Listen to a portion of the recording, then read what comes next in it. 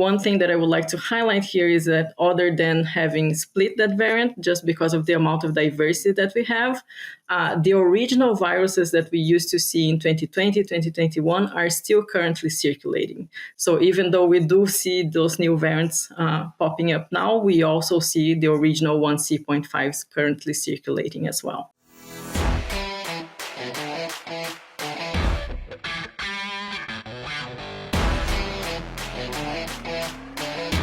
Welcome to the Swine Health Blackbelt Podcast, the latest swine health research digested for you. My name's Dr. Clayton Johnson. I'm the host of the podcast. And joining me in our illustrious podcast studios today is Dr. Mariana Kikuti.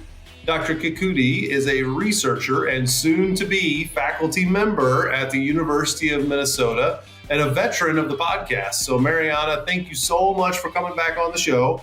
I know most people have probably heard the other episodes, but why don't you start with a quick introduction for the audience? Perfect. And thank you so much for having me, Clayton. And thank you for everyone watching or listening.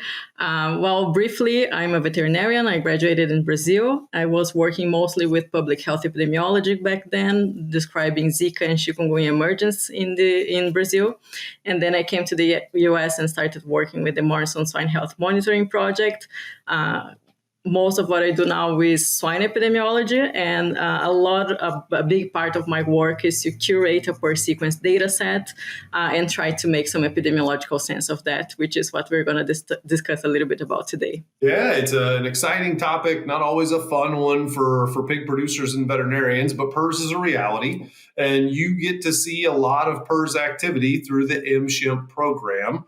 We're going to talk about monitoring of new variants and the evolution of the existing variant strains of PRRS that we deal with.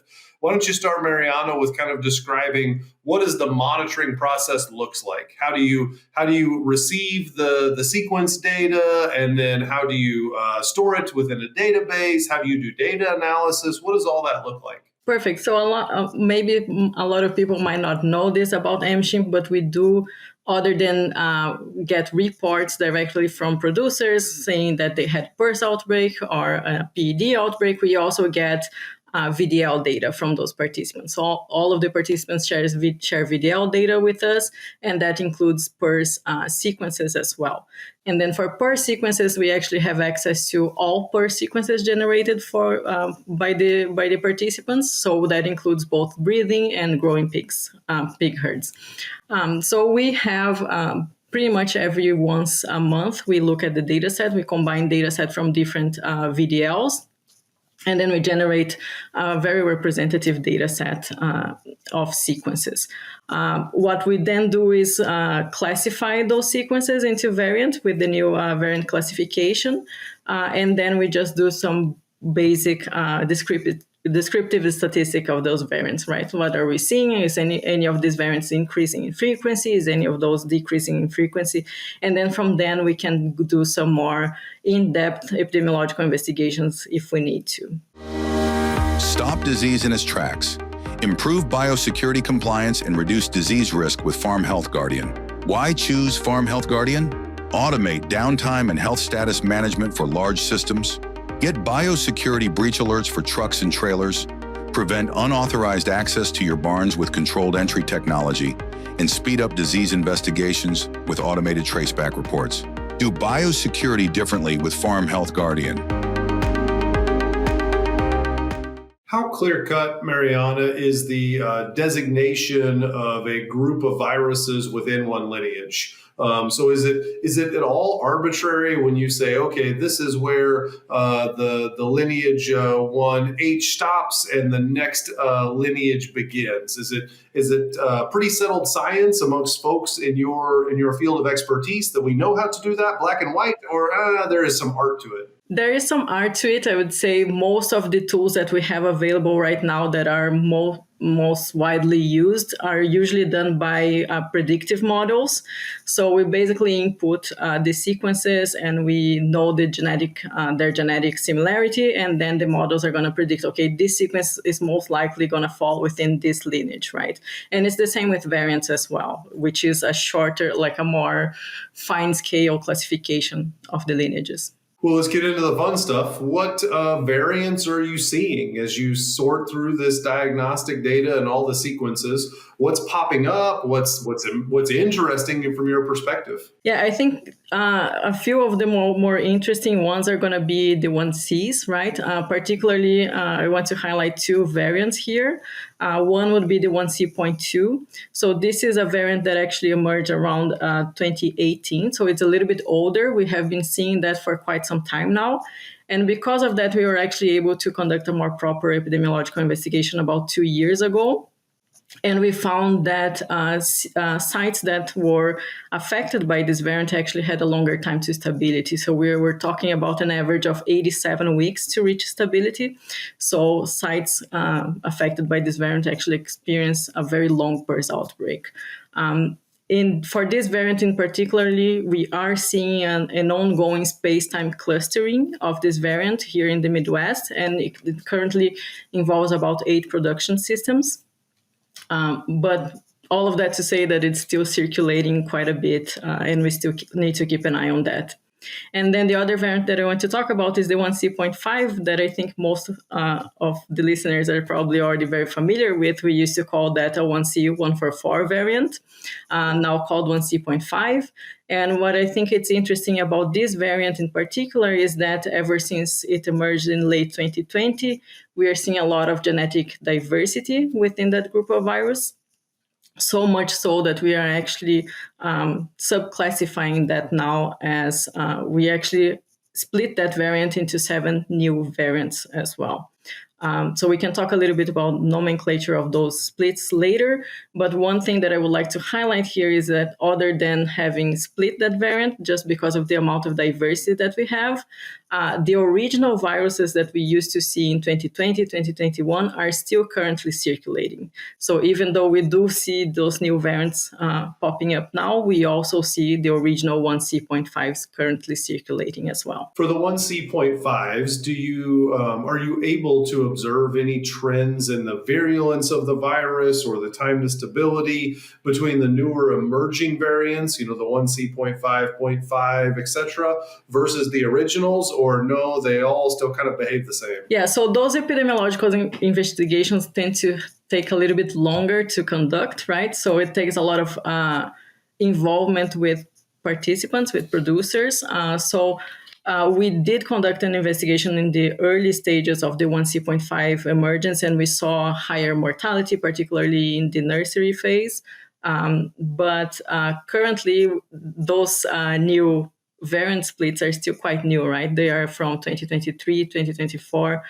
So we still need to fine-tune the epidemiological investigations to be able to properly respond to those more epidemiological questions, right? They're important questions, Mariana. So if you had unlimited resources, what would you need to speed up the investigation? Is it more time from folks like yourself, or better software, or better data? What's the bottleneck, or what's the biggest challenge with doing that investigation? I think the biggest challenge is that to do those types of investigation, we actually need the practitioners, right?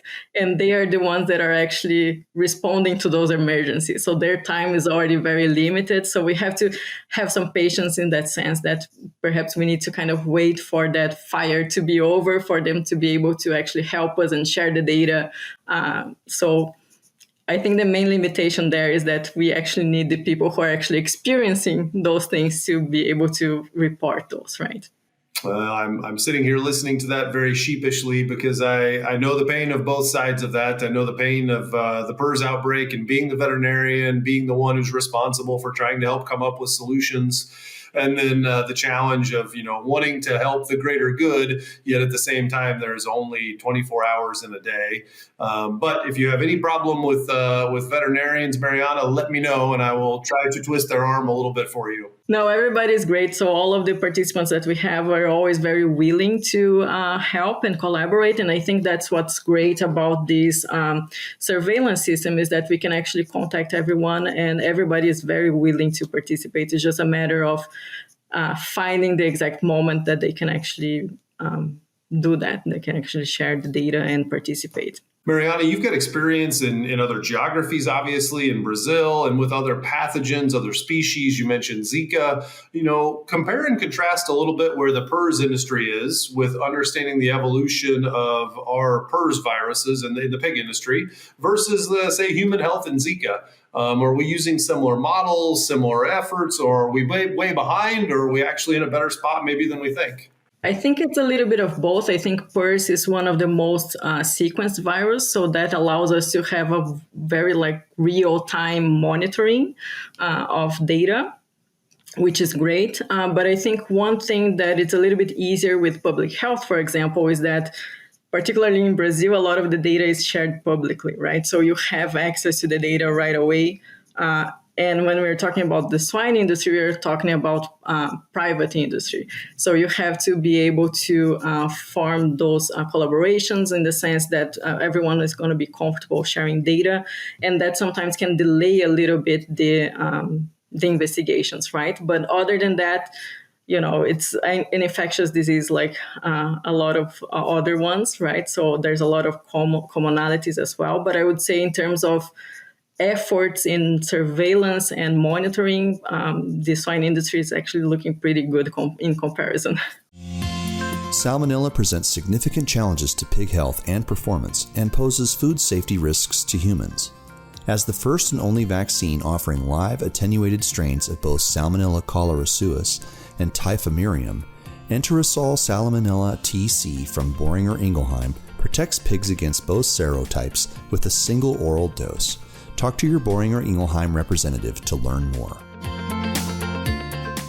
Yeah, well, that's good to hear. It's certainly an area that needs more attention, more study, and good to hear that we're not terribly far behind and even maybe doing decent in the grand scheme of things.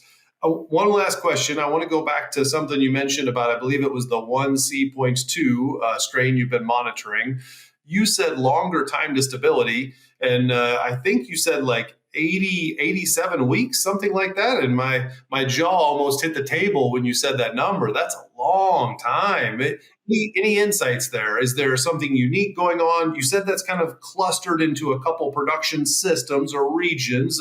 Are they managing in a common way that promotes that, or we don't know why this is happening? Yeah, so at the time that we did that investigation, we had mainly 2 production systems involved. And what we were seeing is that it was like it was with the 1C.5, right? Once this variant enters the systems, it's very easy to spread within the system.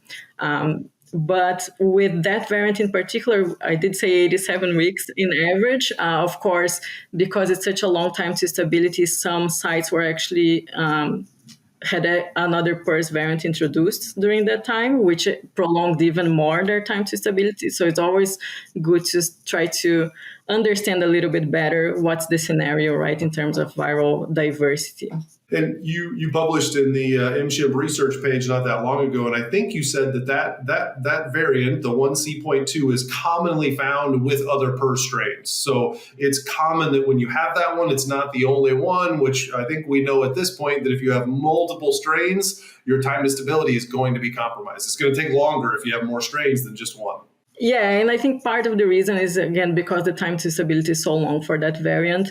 However, I do believe that we actually probably have a lot of multiple PRRS variants in those outbreaks. We just don't look for it often enough, right? Or we don't record it as well as we potentially could. So this is one aspect that MSHIP is also looking into as well. Try to differentiate what are the PRRS outbreaks that are single variant with the ones that are multiple variants. When we need the whole genome sequence generally to identify the multiple variant situations or multiple strain situations. And I know sometimes that's a challenge for producers. They don't want to spend the money on those diagnostics. Yeah, but I think even with R5, we are able to identify a lot of those cases as well, just because, a variant is going to look different in the R5 as well. So if you have a very different virus, for example, being introduced in your farm, you are going to be able to find that with R5 no matter what as well. But I would say, if you don't have the investment for a whole genome sequence, just think about doing R5 sequencing even throughout the unstable period as well, because that could be very important for you to understand what's really going on in the farm. Excellent information. Mariana, you guys are doing outstanding work. The MSHIM program has such a legacy of helping producers understand what's going on with PRRS. Appreciate you coming on the show and all the work you do to help educate us and make us, hopefully, better stewards and managers of PRRS going forward. Perfect. Thank you so much. Yeah, well, thanks to the audience for being a part of this. This has been the Swine Health Blackbelt. If you haven't checked out our website, please go check it out, swinehealthblackbelt.com. Subscribe to the podcast. Check out our new episodes every single Friday. For Dr. Mariana Kikuti, I'm Dr. Clayton Johnson. Thanks for joining us, and please have a great rest of your day.